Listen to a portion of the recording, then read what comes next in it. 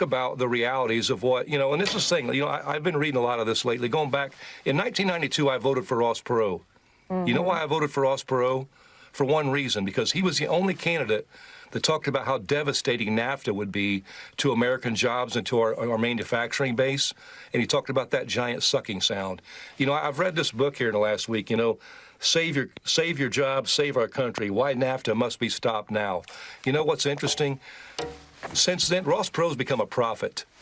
Since NAFTA was inception in 1993, we've lost 90,000 manufacturing facilities in this country, millions of jobs. And these weren't, low-end jobs. These were jobs that paid decent wages, had good benefits, retirement security. I agree with you. They built communities. But here's my thing. But here's the deal. NAFTA was 30 years ago. The situation that we are dealing with right now, and I agree with you. I'm on the side of the folks that said this did the American workers wrong. Absolutely. But right now, we are dealing with a situation where it's not, these are blanket tariffs. We are dealing with a situation where manufacturing is not going to come back in 2 weeks. So I am really struggling to understand how UAW has aligned itself with Trump on this. Well, and I think more specifically, Mr. Fain, just real quick on that point, how do tariffs create jobs?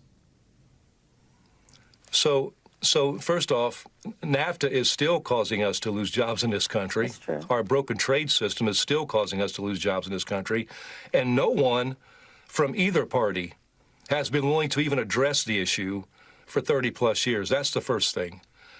And we support tariffs as a tool in the toolbox, not the end-all, be-all. We got to fix the broken trade system. But tariffs are a motivator to make these companies do the right. Hello, ladies and gentlemen. I hope you're all having a great and wonderful day. Well, as you can see here, I have changed the lighting a little bit. Let me know if the lighting is a little too low or what have you, and I'll adjust it as see fit. And the times when I don't have the lighting like this is usually just due to the fact that I forget to close my window. So let me know, and I'll try to adjust it to people's liking. Anyways, we're just going to do the actual video in hand here, the story, where we see that this is what Trump is doing to the actual tariffs and what's happening in Japan. And it makes me curious that the media and what have you just doesn't like the USA, has problems with the USA because of the mere fact that that China is in desperate fall. Like, the stock market here, the Wall Street is not doing too hot. I mean, it was doing great. It was doing a lot better, but, there's still worries of, it going down or what have you. And they just don't want to take the financial fall. So what we have here is kind of a video of this guy explaining what's going on and how that he's not really afraid of the dollar going down because obviously eventually this dollar is going to fix and correct itself at some point in time. As I keep telling people, it takes time to fix the economy. You're not going to fix the economy in a day, and this has a lot more harder effects on China than it does in the U.S. We're really out of time, but a very quick question. How concerned are you about what's happening to the U.S. dollar? We have seen the dollar at having its worst week in 3 years. There are concerns about a weakening dollar because of all this uncertainty. How concerned are you about that? I am not concerned about it. We are focused on our tariff policy. We are focused. We have so many countries coming in to negotiate with us. The president has given us the ability, let's go get these great deals done. And we're on it, and the president's on it, and we're really, really focused on delivering the best thing for the American people. That the United States will dip into a recession because of President Trump's tariffs? I think that right now we are at a decision-making point and very close to a recession. And I'm worried about something worse than a recession if this isn't handled well. A recession is 2 negative quarters of GDP, and whether it goes slightly there, we always have those things. We have something that's much more profound. We have a breaking down of the monetary order. We are going to change the monetary order because we cannot spend the amounts of money, so we have that problem. And when we talk about the dollar and we talk about tariffs, we have that. We are having profound changes in our domestic order, how ruling is existing, and we're having profound changes in the world order. Such times are very much like the 1930s. I've studied history, and this repeats over and over again. So if you take tariffs, if you take debt, if you take the rising power challenging the existing power, if you take those factors and look at the factors, those changes in the orders, the systems, are very, very disruptive. How that's handled could produce something that is much worse than a recession, or it could be handled well. What's very different here is normally when stocks go down as much as they have, there's a flight to quality, and quality becomes defined as U.S. Treasuries and the U.S. dollar. In this particular downdraft in the market, we're seeing Treasury yields go up and the dollar weaken. That's kind of an alarming trend. To me, that's flashing yellow that something is going on here more than just deleveraging. So there you have it. The dollar is not doing great right now. Our dollar is kind of going down, and it could be a cause for concern, but here's the catch here. Here's the thing. I think that this is a okay metric, right? Because obviously the value of the dollar is going to go down as, you know, as things kind of start stabilize and escalate or whatever. And with the tariffs, once these things get stabilized, and, you know, as he said before, the countries are talking to us, want to get the stuff done, make deals. This is okay. Now, what we have, the main problem that I have with any of this is, and why I think this is a massive issue in terms of the actual trade markets or whatever or stocks, is Wall Street. Because Wall Street here gets massive benefits from China. So, all right. So they don't care at the end of the day of what's going to be happening or what's been going on in the U.S., right? Because they don't get a lot of their money from the U.S. They get a lot of their money technically from China or what have you, because all their businesses or whatever in the U.S., which hurts the U.S. in general, mostly due to the fact that that there is just no businesses here. When you don't have any businesses in like the US or any country for that matter, and you have to import all your stuff, you're not in a safety net to where you should be. And Trump, I may believe, is trying to hit China super hard, so where like all these businesses are going to be leaving China and be coming here. And the stock markets, these billionaires or what have you, want to immediately make things go good in China and not have to make a sacrifice for about a month, maybe a month or what have you, and then let the market stabilize. No, they want the immediate now, and they're against Trump, as the media is also against Trump. So Trump has the enemies of the media, the stock marketers, which is the billionaires or what have you, Wall Street, and then you have the Democrats and the Democrats. You have three obstacles here that Trump has to deal with. And the big thing that we see here is that the U.S. is actually not in that big of a trouble. Now, China, on the other hand, is in a massive trouble because their businesses, their OEMs, etc., they're collapsing. They're crumbling down. And it's not going good for China. They have too much stock. They're giving off stock away for free, and because they have so much excess of stock. So it's actually hurting China a lot more than it's hurting the U.S. Take a look. Owner running an automotive parts processing factory in Guangdong expresses helplessness in a video. Once the tariffs went up, the factory turned into a retirement home. This time last year, the machines were deafening. Now, not even rats come around. 2 million yuan worth of goods are stacked up like mountains, and no one wants them, not even for free. The workers sit outside in the sun all day, and I'm paying their basic wages out of my own pocket. The bank is hounding me every day over the loan. If this keeps up for another 3 months, these machines will be worth nothing but scrap. The Americans raised tariffs without a second thought, but it's killing those of us in real industry. Does anyone have a way to clear out this inventory? I'll take scrap prices if I have to. A clothing factory owner is clearing out inventory due to excess stock. Does anyone want these white pants? If you don't mind, you can just take them. It's such a shame to throw away tens of thousands of them. The US is hitting us with heavy tariffs, and these goods are affected. Physical stores are closing down. All the big brands are shipping their genuine products with labels. There's only 3 days left, so I'm clearing everything out at a discount. If you've never bought before, now's the time to try a few.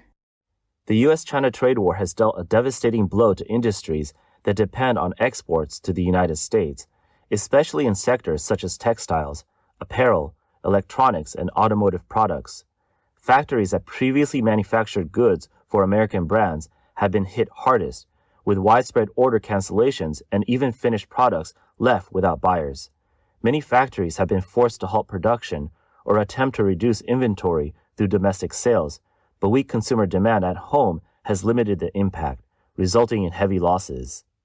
Today is April 10th. U.S. tariffs have surged to a staggering 145%. Many friends running OEM factories for American brands told me all their U.S. orders were canceled. Even completed goods are being rejected, and shipments that already reached the port are being pulled back. Some shameless clients are even demanding their deposits back. When disaster hits, it's always the factories left holding the bag. Yeah, so as you can see here, this is just not going well, right? China is not doing super well. A lot of these businesses are collapsing or being hurt right now because of the tariffs, because China can't really do anything. Nobody wants to work there.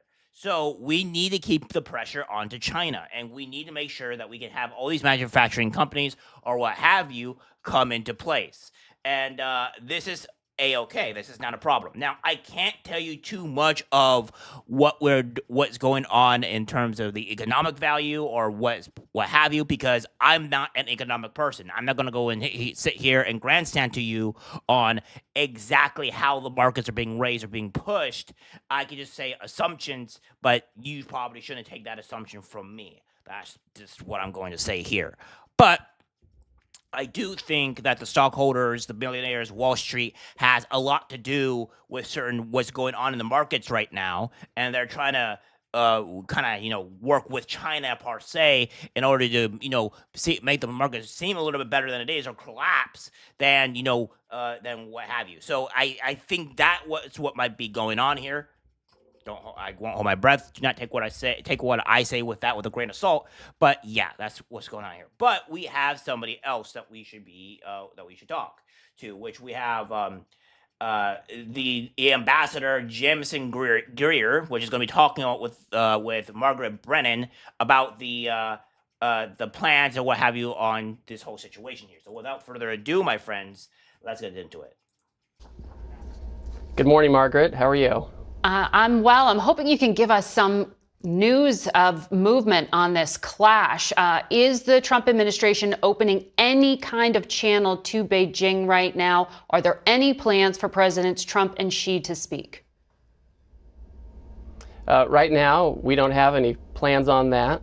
This issue is truly at the leaders' level. Before April 2nd, I had a conversation with my counterpart, and others did.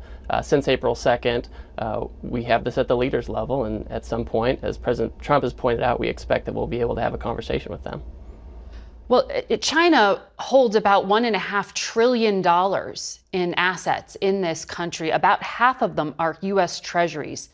In the past, you've spoken about strategic decoupling from China and acknowledged it would cause some short-term pain.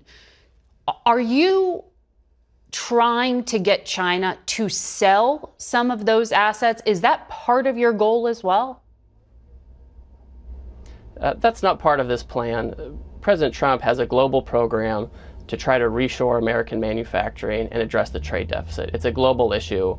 The only reason we're really in this position right now is because China chose to retaliate. So many other countries affirmatively said they did not want to retaliate. We want to negotiate with the Americans, and the Chinese made a different decision. So it's not a plan to do that. It was a Chinese decision. They have agency here. But are you prepared for China to consider selling assets it holds in the United States? And do you want that to happen? Well, remember, China's been selling off treasuries for some time. It's not a brand new development. The treasuries market will fluctuate. I'm not the Treasury Secretary, so I'm not the best poised to talk about that.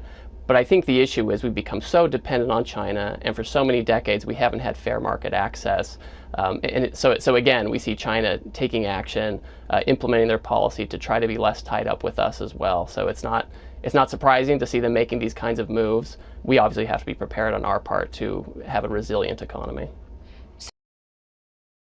See, and this is another thing that I have to say as well, right? This is the reason why the media, I think, is against the U.S., against the American people, and obviously against Main Street and the working class, because they're absolutely just want China to keep on having money and have access to our markets or whatever, and this is the problem. Now, this is the big issue that we have here, right? And I'm going to lay it out for you all. So, again, when we have to be under under control or having to rely on another country to get certain minerals, it is a massive problem, right? Like, we shouldn't have to rely on another country to get those minerals. Because, say, for instance, something crucial. Let's say insulin for this matter, right? People that watch my channel probably on insulin or whatever. Say, for instance, China, which they probably do, we get all our insulin from China. And we don't actually produce insulin here, and we all have to get it from China. What if we, in this very good example, China just says, we go to war to China and just says, well, we're just going to cut off all your insulin, so you can't get your insulin anymore. That means anybody that needs insulin in order to survive are now going to be unalived, essentially, just because of the fact that China had the full reigning market of our insulin, and we didn't have any businesses or distribution here in our country in order to keep that insulin afloat and to stabilize and make sure the people in our own country can get it. This is the problem that I have with the media. They're saying that we have to rely on China and be forced to stay with China, even though it is probably one of the worst things ever. We should never have to rely on another country to get our goods. Yes, trading is fine. Trading is good. However, reliability on other things is insane. It's the same thing where you wouldn't rely on a meth addict or a drug addict to possibly drive your car safely. You probably are asking your car to be crashed or wrecked or what have you. Then or that having somebody else like your sister or whatever that is not a drug addict to go drive your car, and you probably will have it back in one piece compared to that the likelihood of that drug addict is going to crash your car, kill somebody, etc. So that's the problem here, and it's the same concept just in a higher order. Because now we're relying on China to do so many of these things. And what Trump is trying to do is take these markets that we have, take these businesses that are in China, like OEM, which we're going to get to shortly, take these markets back and put these businesses and these markets into the U.S. where they can be manufactured here, created here, and have a safety net. And just in case if we go to war with China, we don't have to be reliant on them if things go bad. If things goes bad, we have the stuff here, and our people will be safe and sound, and more reliant on what we have here so that we don't have to worry about China cutting us off on stuff. So last Friday, late in the day, the administration published some exceptions to the tariffs on countries, including China, with smartphones, computers, electronics, and machines that make semiconductor computer chips. Last Sunday on this program, the Commerce Secretary told us the tariffs are part of a strategy to bring high-tech factories to the U.S. Take a listen. The army of millions and millions of human beings screwing in little screws to make iPhones, that kind of thing is going to come to America. It's going to be automated, and great Americans, the trade craft of America, is going to fix them, is going to work on them. Our high school educated Americans, the core to our workforce, is going to have the greatest resurgence of jobs in the history of America to work on these high-tech factories. But now those high-tech items are given these exceptions. So is the goal still to move electronics manufacturing to the United States? We certainly need to have semiconductors and the downstream electronics supply chain move to the United States. What happened is, it's not really an exception, that's not even the right word for it. What happened is this type of supply chain moved from the tariff regime for the global tariff, the reciprocal tariff, and it moved to the national security tariff regime, where we have studies ongoing for pharmaceuticals, for semiconductors, metals, etc. So it's not that they won't be subject to tariffs geared at reshoring, they'll just be under a different regime. It's shifting from one bucket of tariffs to a different bucket of potential tariffs. But those tariffs aren't in place. That's right. So they are exempt that is subject from to study by the Commerce Department. For now, they're subject to a 20% tariff. They're subject to a 20% tariff. That's on China. The Commerce Secretary was on another network this morning, and he said semiconductors are, quote, exempt from reciprocal tariffs, but that won't be a permanent sort of exemption. Here's what you told my colleague Nicole Killian April 8th. Why aren't there any exemptions with some of these tariffs, sir? The president decided that we're not going to have exemptions. We can't have a Swiss cheese solution to this universal problem that we're facing. So I hear you saying the carve-outs are temporary, but isn't that still the Swiss cheese situation you said you were trying to avoid? I would just disagree with that, Margaret. We have two different tariff programs. You have the global reciprocal tariff getting at the trade deficit, and you have critical sector national security tariffs, where we have tariffs in place on autos, steel, and aluminum, and we have them coming on semiconductors in the supply chain, pharmaceuticals, lumber, copper, etc. They're just different approaches to do it. We have to be much more deliberate about the semiconductor supply chain, because we don't even import semiconductors as such that much, right? They go into downstream products. So we have to be very careful. We want the whole supply chain here, not just one product. So the president said on Monday he'd be much more specific. Will we see those sectoral tariffs announced? I mean, he's saying he's already putting big tariffs on pharma. You're telling me that there's going to be an investigation into it. That's something that sounds like it's far in the future. What time frame are we talking about? Well, for the national security tariffs, you have to do an investigation in order to impose the tariffs. That's just legal process. That's how we do it. That's how it was done for steel and aluminum, autos, etc. Right, but you've decided the outcome. Investigations for those. No, we have not. We have not. That's why they're exempt. That's why they're they don't have a tariff covered right now, because you have to go through the investigation to determine the outcome. Okay. We expect there will have to be some kind of tariff on that, but we have to go through the investigation, figure out what's appropriate, and that's a Commerce Department function to do that. Okay. I understand. Yeah, so again, this is what people need to start understanding here, right? Is that the CNN, CBS, the media is trying to say, oh, well, you are putting tariffs on stuff that's supposed to be exempt or whatever. It's like, no. As he said before, things have to go through a legal process before we can introduce these tariffs. So for instance, when we were doing these tariffs and why these tariffs weren't going to be put down immediately before was most likely because it's like, hey, a legal process, we have to go through this legal process before we can put these tariffs on these countries, and it's the same thing here. These minerals, et cetera, are going to be there. They're not necessarily exempt. They are it's kind of like put on holding for right now, and then later on when we go through the legal process and have an idea on what the tariffs we want to do and stuff like that onto this is when we're going to place the tariffs. We don't know what the tariffs are going to be. We assume this might be the case here, and this might be the case that we're going to do, but we're going to have to do an investigation to know exactly how to do it. So don't listen to the media, guys. The media's crackpot, crazy, insane,